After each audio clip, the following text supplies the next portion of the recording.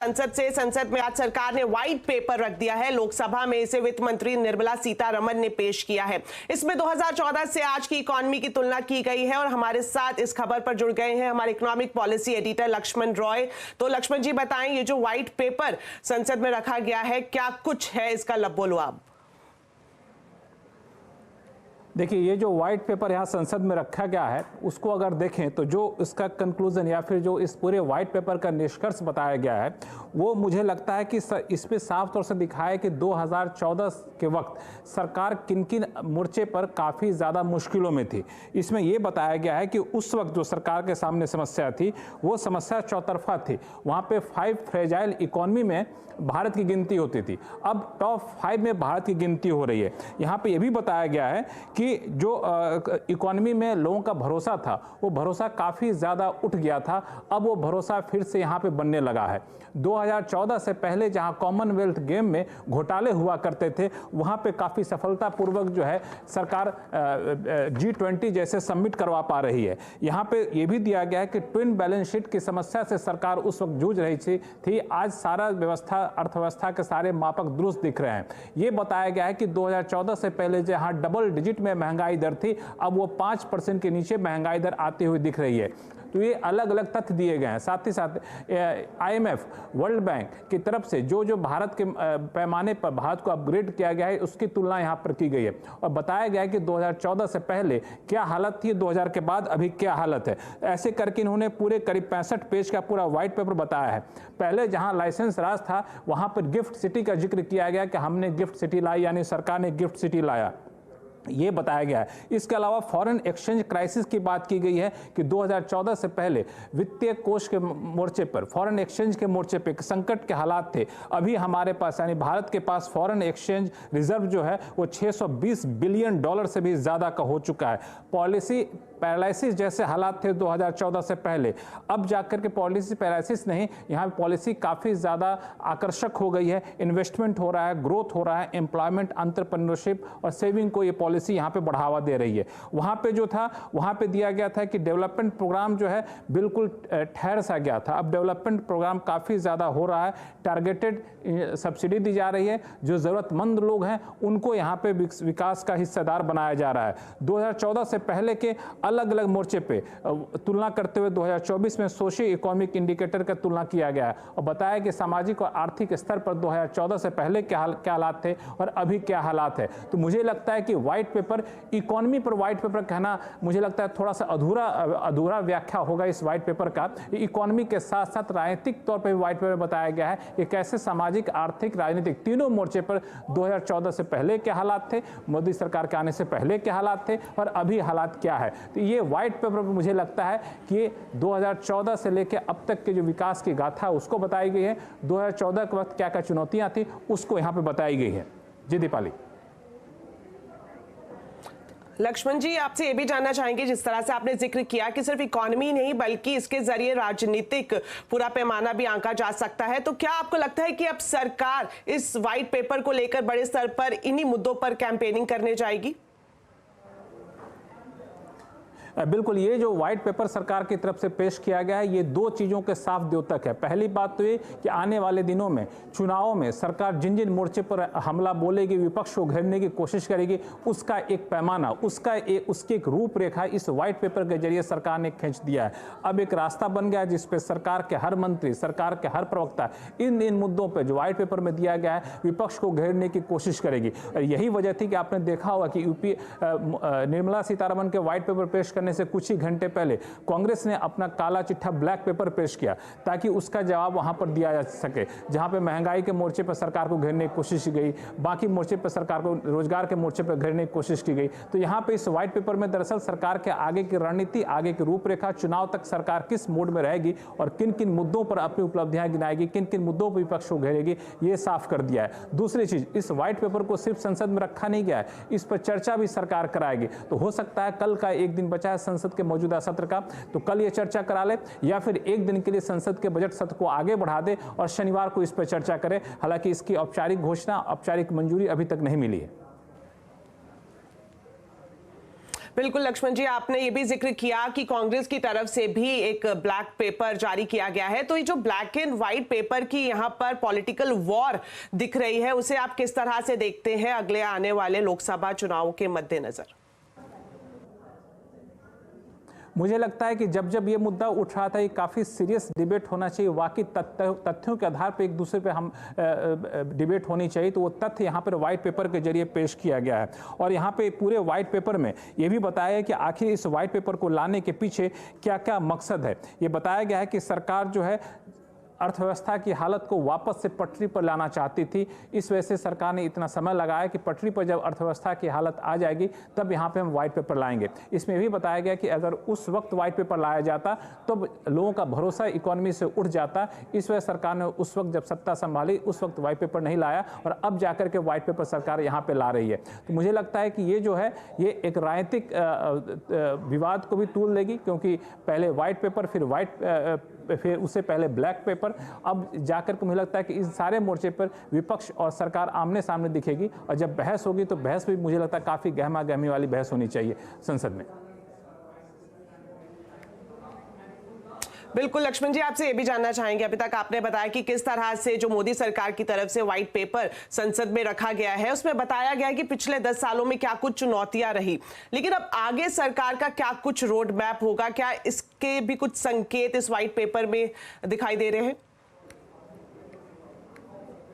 देखिए, आने वाले दिनों में सरकार ने कहे तो इस व्हाइट पेपर के जरिए 10 साल में अपनी उपलब्धियां तो बताई है, साथ में सरकार ने यह भी अलग अलग मौके पर संकेत दे दिया है कि आने वाले दिनों में सरकार का फोकस क्या रहने वाला है। जैसे कि सरकार ने पहले ही ये प्रधानमंत्री मोदी ने अपने भाषण में कहा था, राष्ट्रपति के अभिभाषण के धन्यवाद प्रस्ताव के दौरान, कि अगले 5 साल में सरकार का क्या लक्ष्य है। एक तो पहला भरोसा है इनको कि अगले 5 साल भी इनकी सरकार रहेगी और अगले 5 साल में किन किन मोर्चे पर काम होगा ये बताने की कोशिश यहाँ पे की गई है। उसकी भी एक रूपरेखा तय की गई है। मिसाल के तौर पर सरकार एग्रीकल्चर सेक्टर पर जोड़ देगी, एंटरप्रेन्योरशिप पे जोड़ देगी, साथ ही साथ सरकार इलेक्ट्रॉनिक सेक्टर पर जोड़ देगी, सेमीकंडक्टर जैसे सेक्टर है वहाँ पे जोड़ दिया जाएगा। तो उसकी भी एक रूपरेखा सरकार ने तय कर लिया है। तो सरकार ये बताने की बार बार कोशिश कर रही है कि 10 साल में सरकार अर्थव्यवस्था को अभी तक पटरी पर लाने का काम किया गया है, अब अर्थव्यवस्था बढ़ने लगी है, अब 5वीं से तीसरी सबसे बड़ी अर्थव्यवस्था की तरफ यहाँ पे ले जाना होगा और उसके क्या क्या पैमाने होंगे, क्या क्या मानक होंगे,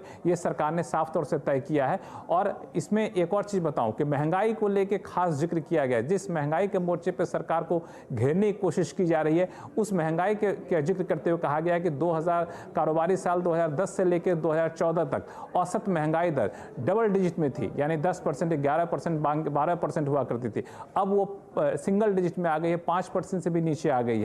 दूसरा, बैंकिंग सेक्टर को लेकर इसमें खास जिक्र किया गया है कि बैंकिंग सेक्टर में किस तरह से समस्याएं थी 2014 से पहले, एनपीए की समस्या कितनी ज़्यादा थी, लोन देने में पारदर्शिता की कमी थी, वो सारी चीज़ें किस तरह से 10 साल में दूर हुई हैं, अब कितना पारदर्शी हो गया है, बैंकिंग सेक्टर का कैसे ज़्यादा हालत सुधरा है, इकोनॉमी को 10 साल में, यानी 2014 से पहले के जो इकोनॉमी थी यूपीए सरकार के, वो बिल्कुल नॉन परफॉर्मिंग इकोनॉमी थी, ये बताने का जिक्र दावा किया गया है इस व्हाइट पेपर में। जी लक्ष्मण जी, आप हमारे साथ जुड़े रहे हैं। हमारे साथ जुड़ गए हैं वरिष्ठ आर्थिक पत्रकार शुभमोय भट्टाचार्य जी। भट्टाचार्य जी, सबसे पहले आपकी पहली प्रतिक्रिया जानना चाहेंगे जो ये व्हाइट पेपर आज संसद में रखा गया है। देखिए, सबसे पहले व्हाइट पेपर, ये इसकी जिक्र मोदी सरकार ने, इनफैक्ट नरेंद्र मोदी जी ने बोला था कि हम एक व्हाइट पेपर आते वक्त, यानी कि जस्ट हम शुरुआत में, गवर्नमेंट शुरुआत करने के वक्त ही हम पेश करना चाहते थे, लेकिन उन्होंने कहा था कि ये उस वक्त अगर हम जेते तो ये सिर्फ तू मैं टाइप का चीजों में फंस जाते कि हम क्या कर सकते हैं। तो 10 साल के परफॉर्मेंस के बेसिस पे व्हाइट पेपर लाना मुझे लगता है सही बात है कि आपने परफॉर्मेंस क्या दिखाया है उसका आप सामने खुलासा करके लोगों के सामने पेश कर रहे हैं। जैसा हम जानते हैं कि व्हाइट पेपर ऐसा कोई डॉक्यूमेंट नहीं है जिसपे वोटिंग होती है, लेकिन ये गवर्नमेंट का एक स्टेटमेंट होता है किसी भी विषय के ऊपर जिसका काफी महत्व होता है, जिस पर काफी इंपॉर्टेंस दिया जाता है। तो इसलिए श्वेत पत्र का इसलिए जरूरी है क्योंकि ये हर साल इकोनॉमिक सर्वे वगैरह में जो कमेंट्स आते हैं उससे कहीं ज्यादा एक सॉर्ट ऑफ लुकिंग बैक का रोल अदा करता है ये व्हाइट पेपर। और ये व्हाइट पेपर में वही चीजों के बारे में आलोचना किया गया है जिस पर भारत सरकार ने अपने कामयाबी पर कामयाब अपने आप को मानते हैं, कामयाब सिद्ध हुए हैं, और जिन परिस्थितियों से निकल के सामने आया था इकोनॉमी उस वक्त, उसको किस हद से स्टीयर किया गया है। यानी कि जैसे इंडियन इकोनॉमी 2013 में फ्रेजाइल 5 में था, उस फ्रेजाइल 5 से आज जब एफआईआई एफडीआई फ्लो दोनों भारत में भरपूर आ रहे हैं, इंडिया ग्लोबल बॉन्ड इंडेक्स का अंशीदार बन गया है, ये जो रास्ता है, ये रास्ता कैसे तय किया गया, यही इस व्हाइट पेपर का वन ऑफ द मुख्य बिंदु है। साथ में सोशल सेक्टर में किस तरीके से एंटाइटलमेंट को बहुरूपी कर दिया गया है, सारे सेक्टर जैसे कि वाटर हो, इलेक्ट्रिसिटी हो, सैनिटेशन हो, इन सभी चीजों में, इन सब चीजों को एक साथ में लाके ये व्हाइट पेपर में दर्शाया गया है, ताकि एक डॉक्यूमेंट बन जाता है, एक जो सरकार को लोगों के सामने अपने परफॉर्मेंस का एक ठोस आलोचना का माहौल तैयार करने में सहायता करता है। इसलिए मैं समझता हूँ ऐसा व्हाइट पेपर आना बहुत जरूरी था, और ये बहुत अच्छा कदम है, मैं मानूंगा सरकार की तरफ से इस तरह का व्हाइट पेपर लाना, जिससे देश में एक सकारात्मक आलोचना हो सकता है अर्थनीति और सोशल सेक्टर, पूरे सोशियो इकोनॉमिक इश्यूज को एक साथ में लाकर डिस्कस करने के लिए। जी शुभमय जी, मैं लक्ष्मण बोल रहा हूँ। मेरा एक सवाल ये है कि इस वाइट पेपर को आमतौर पर इस नज़रिए से देखा जा रहा है कि विपक्ष को कटघरे में लाने का एक बड़ा हथियार मिला है, लेकिन आपको लगता है कि इसके अलावा निवेशकों का भरोसा और ज़्यादा भारत पे बढ़ाया जाए, इसमें भी ये वाइट पेपर कारगर साबित होगा? बिल्कुल। देखिए, व्हाइट पेपर सरकार तभी लाते हैं, ज़्यादातर मेजर इकोनॉमीज में, यूके में व्हाइट पेपर लाने का एक सिलसिला है, दूसरे देशों में भी व्हाइट पेपर लाया जाता था। भारत में भी आपको याद होगा, इससे कई सालों पहले कुछ चुनिंदा बिंदुओं पर व्हाइट पेपर लाया गया था। अर्थव्यवस्था पे व्हाइट पेपर लाना काफी डिफिकल्ट चीज है, और ये तभी सरकार कर सकते हैं जब सरकार को अपने ऊपर भरोसा है कि हम इन चीजों पे खड़े उतरे हैं। हम अर्थव्यवस्था में फॉरेन एक्सचेंज रिजर्व्स को सेफ्टी में ले गए हैं, इंटरेस्ट रेट को, करंट अकाउंट डेफिसिट को, इन्फ्लेशन को, इन सभी चीजों में हम एक स्टेबिलिटी दे पाए हैं अर्थव्यवस्था में। तो उसका वो कैसे आया है, क्योंकि वो एक साल का परफॉर्मेंस नहीं है। उन चीजों को किस तरीके से सरकार के पॉलिसीज में कंटिन्यूटी लाया गया है, इन सभी चीजों को देखते हुए ये व्हाइट पेपर तैयार किया गया है। तो जरूर निवेशकों के लिए ये एक काफी सिग्निफिकेंट डॉक्यूमेंट के हिसाब से ऐसा आता है। जी, इस वाइट पेपर में शुभमय जी एक और चीज़ है जिस पर खास फोकस किया गया, यहाँ तक कि शुरू के ही पन्ने में, वो है आपको बैंकों के एनपीओ को लेकर के बताया गया कि बैंकों की हालत काफ़ी ज़्यादा खराब थी, बैंकों के ऊपर काफ़ी ज़्यादा कर्ज का बोझ था, एक बड़ा हिस्सा जो था वो एनपीए का हिस्सा बना था। अब सरकार इसको दुरुस्त कर रही है और काफ़ी ज़्यादा सुधार हुआ है। तो ये एनपीए के आंकड़े में जो सुधार दिख रहा है, और वो लगता है कि वाकई बैलेंस शीट से सिर्फ हटा है, या फिर आप चूंकि काफ़ी एक्टिव इकोनॉमी को करीब से देखते हैं, आपको लगता है कि नहीं वाकई चौतरफा सुधार हुआ है बैंकिंग सेक्टर में, आंकड़ों से हट के भी देखें तो? खासकर क्योंकि हम अगर फैक्टर्स ऑफ प्रोडक्शन की बात करें लक्ष्मण जी, लैंड, लेबर और कैपिटल, इन तीनों में, खासकर कैपिटल क्षेत्र में इस सरकार ने मूलभूत सुधार किए हैं। इसमें तीन चीजें, एक तो बैंकिंग कंपनीज के एनपीओ में एक जो कटौती हुआ है, वो एक बहुत बड़ा चीज है, जिसकी वजह से आप देख रहे हैं आज पब्लिक सेक्टर बैंक्स के ऊपर निवेशकों का उत्साह बन गया है कि ये कंपनियां सही दिशा पे चल रहे हैं। दूसरा, इंसॉल्वेंसी और बैंक्रप्सी कोड लाकर कैपिटल, देश में कैपिटल की जो एक संकट था, जो कि कैपिटल ब्लॉक्ड हो जाता था कंपनीज में, उसका रिफॉर्म नहीं हो पाता था, उस पे एक बहुत बड़ा कारगर काम किया गया है। मैं इंसॉल्वेंसी एंड बैंक्रप्सी कोड को भारत का एक बहुत बड़ा रिफॉर्म एजेंडा मानूंगा। और तीसरा ऑफकोर्स उससे रिलेटेड है जीएसटी की, गुड्स एंड सर्विसेज टैक्स। शुरुआत में इसमें अड़चने थी लेकिन उसको धीरे धीरे सुधार करते हुए आज हम इस हालत में पहुंच गए हैं कि अभी वो one of our main taxes 1.7 trillion हर महीने का उसमें इजाफा हो रहा है, और ये भारत के लिए टैक्स सर्टेनिटी का एक बहुत बड़ा क्षेत्र बन गया है। जैसे आप देख रहे हैं कि टैक्स बॉयंसी जो पिछले सरकार में फ्लैट था, वो इस सरकार में तेजी आया है। एंड ये एक बहुत बड़ा एक डेफिसिट इंडिया में था कि टैक्स के बॉयंसी यानी कि टैक्स टू जीडीपी रेशियो में जो उछाल आना चाहिए था वो नहीं आ रहा था, वो अभी आके आना शुरू हुआ है। और इससे ये तीनों चीजों को मिला के कैपिटल क्षेत्र में सुधार मैं इस सरकार का एक बहुत बड़ा, जैसे कहता हूँ, फंडामेंटल रिफॉर्म के हिसाब से मानूंगा। जी लक्ष्मण जी।